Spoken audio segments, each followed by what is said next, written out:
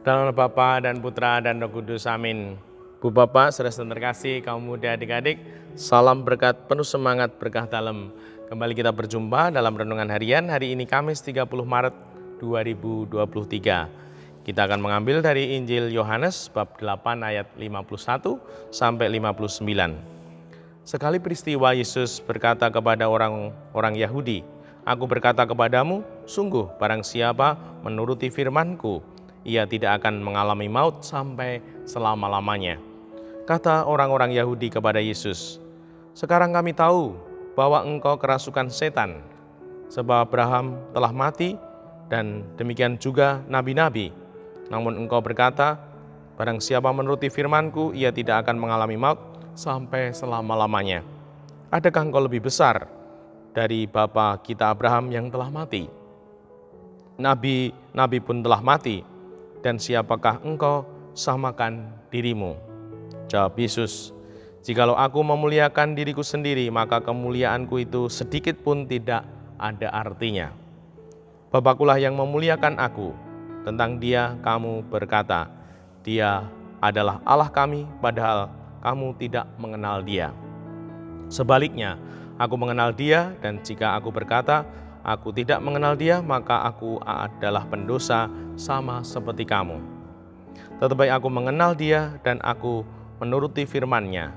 Abraham bapamu bersukacita bahwa ia akan melihat hariku. Ia telah melihatnya dan ia bersukacita."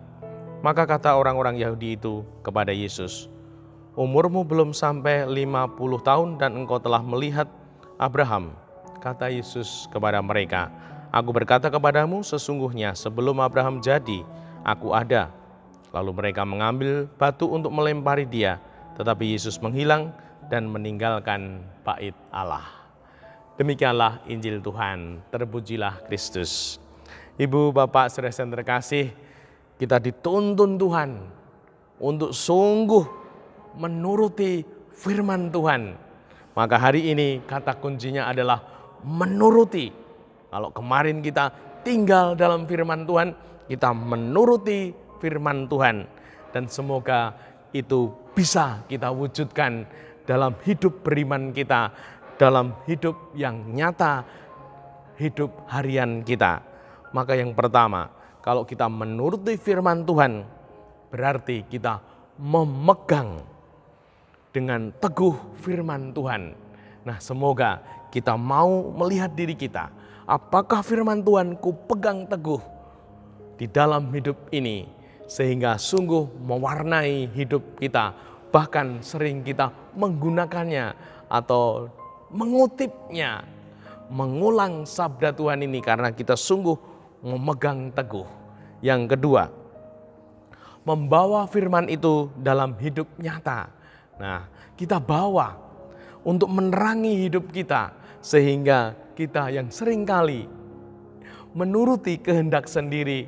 Kalau firman Tuhan kita bawa dalam keluarga, dalam pekerjaan, dalam sekolah kita, dalam perutusan pelayanan kita, semoga sungguh sabda firman Tuhan mewarnai hidup kita, menuntun kita, menerangi kita, dan semoga itu sungguh terjadi. Dan yang ketiga, berusaha menjalani dan mewujudkan firman Tuhan. Kita pegang, kita bawa, kita jalani dan wujudkan, sehingga bukan hanya dalam kata-kata, dalam pikiran, namun sungguh dalam karya, tindakan, sikap, perilaku yang nyata, yang bisa dirasakan, yang sungguh terlihat, yang sungguh nampak, dan akan berdampak dan menjadi berkat yang sungguh nyata.